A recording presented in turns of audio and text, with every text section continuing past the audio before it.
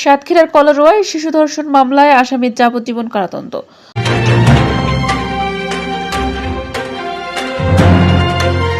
দর্শক, স্বাগত জানাচ্ছি বিবিআর নিউজে। শুনছিলেন সংবাদ শিরোনাম। সাতক্ষীরা থেকে স্টাফ রিপোর্টার মেহেদী হাসান শিমুলের পাঠানো তথ্যচিত্রে বিস্তারিত দেখুন। সাতক্ষীরার কলারোয়ায় 10 বছরের এক এতিম শিশুকে ধর্ষণের দায়ে আসামি মোহাম্মদ ইব্রাহিম গাজী ওরফে ইব্রা 50কে যাবজ্জীবন সশ্রম কারাদণ্ড দিয়েছেন আদালত। একই সঙ্গে তাকে 50,000 টাকা জরিমানা, অনাদায়ে আরও 6 মাসের বিনাশ্রম কারাদণ্ডের আদেশ দেওয়া হয়েছে। সোমবার 20 এপ্রিল দুপুরে সাতক্ষীরা নারী ও শিশু নির্যাতন দমন ট্রাইব্যুনালের বিচারক আবু বক্কর সিদ্দিক জনাকীর্ণ আদালতে এ রায় ঘোষণা করেন। সাজাপ্রাপ্ত ইব্রাহিম গাজী কলারোয়া উপজেলার পাড়িখুপি গ্রামের বাসিন্দা। মামলার বিবরণী অনুযায়ী গত 27 মার্চ 2025 বিকেলে কুশোডাঙ্গা গ্রামে ওই শিশুটি ইফতারের বাসন ধুয়ে বাড়ি ফিরছিল। পথে ইব্রাহিম গাজী তাকে বিস্কুট কিনে দেওয়ার প্রলোভন দেখিয়ে নিজের ঘরে ডেকে নিয়ে যায়। সেখানে শিশুটিকে জোরপূর্বক ধর্ষণ করা হয়। শিশুটির আত্মচিৎকারে স্থানীয়রা এগিয়ে এসে তাকে উদ্ধার করে এবং ইব্রাহিমকে হাতে নাতে ধরে পুলিশে সোপর্দ করে।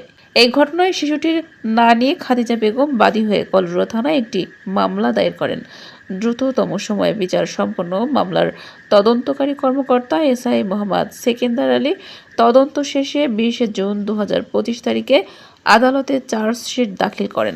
2026 সালের 7 জানুয়ারি আদালতে আসামির বিরুদ্ধে নারী ও শিশু নির্যাতন দমন আইন 2000 সংশোধনী 3 এর 9-1 ধারায় চার্জ গঠন করেন। মামলায় মোট 9 জন সাক্ষীর মধ্যে 8 জনের সাক্ষ্য গ্রহণ শেষে আদালত আজ এই চূড়ান্ত রায় প্রদান করেন।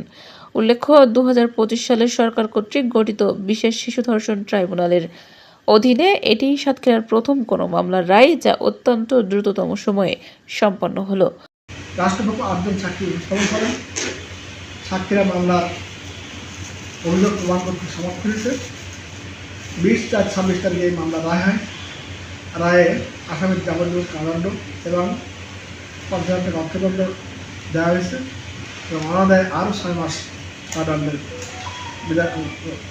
সাজা দেওয়া হয়েছে।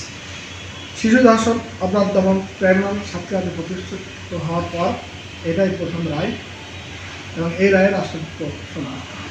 আইনজীবীদের বক্তব্য রায়ে সন্তোষ প্রকাশ করে রাষ্ট্রপক্ষের কৌঁসুলি পিপি শেখ আলমগীর আশরাফ বলেন, দ্রুততম সময়ের মধ্যে বিচার সম্পন্ন হয় বিচার প্রার্থীদের জন্য একটি মাইলফলক।